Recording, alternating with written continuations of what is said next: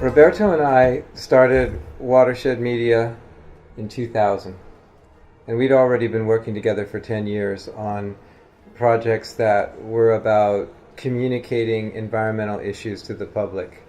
And we'd studied clothing and bicycles and packaging, and at the time we were working on this book on papers. And we wanted something that didn't exist. We wanted this thing for ourselves that we could just pick up, and we could decide what kind of paper we were going to use for a given project. Yeah. And of course, he's always thinking visually, and I'm the writer, researcher, trying to put things into words. But Roberto's the master at visual communication. So what were you trying to do there? The idea was to have a practical guide for choosing paper. Yeah, then I mean, and it wasn't just, we weren't trying to sell these things. This was activism. We were really looking at communications as activism. And so, since graphic designers specify so much paper every year, we sent it to 8,000 graphic designers the day it was printed. And then we worked like crazy to get another 7,000 copies out there and really teach people about recycled, tree-free papers.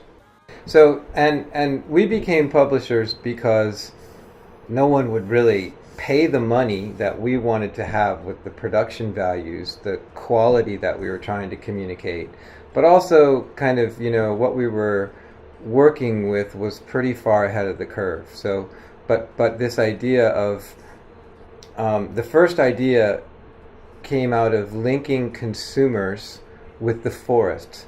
So what's the impact of papers on the forest? What's the impact of residential buildings on the forest? What's the impact of packaging on the forest? And we ended up making 3 books.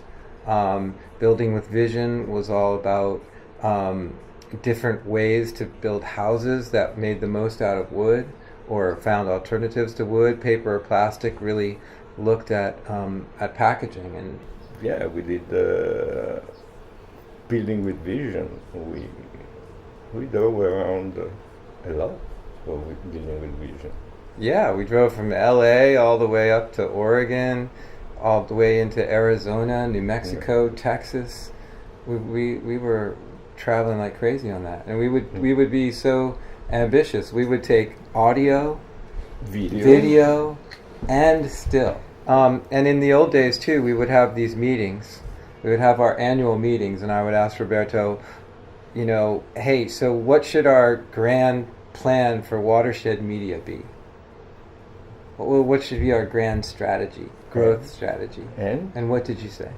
I can't remember. I forgot. You would just say, let's do one good project after another. The challenge for us was that we were really making these books, and we were trying to convince the foundation community to support us, but they didn't really consider, it was a rare foundation that considered bookmaking activism. Yeah. But we would have campaigns after the book was finished. The work really started. Yeah, also these were a kind of special book because they were small, they were practical, something between a guide and the book, but also I would call it a tool. Basically, it's a tool we make tool for graphic designer, for people that does packaging or builders. Well, there was always the audience. We were always looking for the audience. And then at a certain point, we got back interested in agriculture and conservation. We made Farming with the Wild, and that was just one of our best books ever. It took 3 years to make. Yeah, and if you look at the book, when we did it every time a little bit better, we improved the format. Because we were trying not to preach. We were trying to show. Yeah. Okay, that meant that we had to travel, we had to take risks, we had to sometimes, we never compromise our environmental standards, but we tried to cast a wide net to say, hey, this is a very mass-oriented solution. This is a very locally adapted small solution, but it could apply, and then have everything in between. Yeah.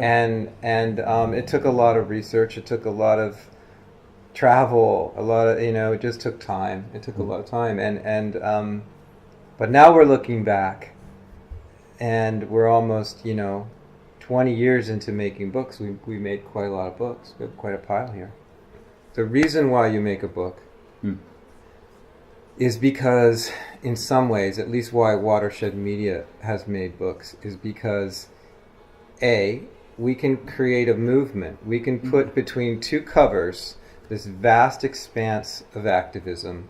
We can package the concept that it's about really, really visually and powerfully, talk to an audience in a certain language. Then the book becomes this reason for people to start to get together and believe that they're working together. And that's been our formula, and we've started a lot of things by doing it, just by making a book. Yeah. Book about ecology.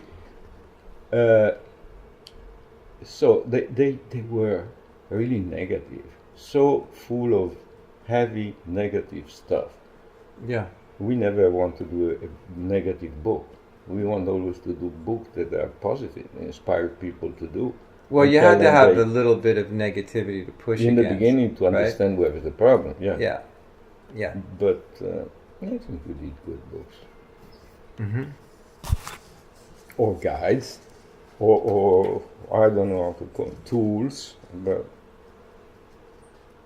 well, and each one could have been done better, but this one is. See, the challenge of making a book is that you can work on it forever, but at a certain point you have to be done, and you have to accept that that's it. It's time. It's ready. It's time to go, and it has to get out in the world, and then it has to be talked about, and then you have to meet people that you wish you had met. I mean, that's just the reality of it. And I do think that we this idea, just do one good project after another, it allowed us to not have to go super, super deep into one subject, but we could go from paper to building to packaging to farming to conservation to policy to energy, water. I mean, we've been able to really explore. And that was after 10 years of working on products and clothing and things.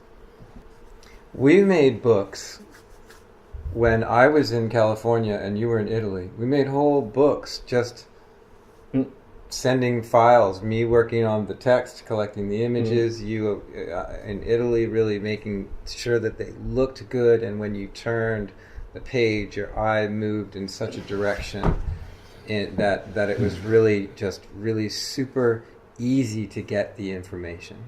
I think that's one of the strongest things that we ever did, was just our formula of how do you make it really compelling for someone to get right into it, and then how do you make it really enjoyable for people to digest pretty complex information. And that really, I couldn't have done it with just my words, and you couldn't have done it with just your images, although you probably could almost have done it with just your images.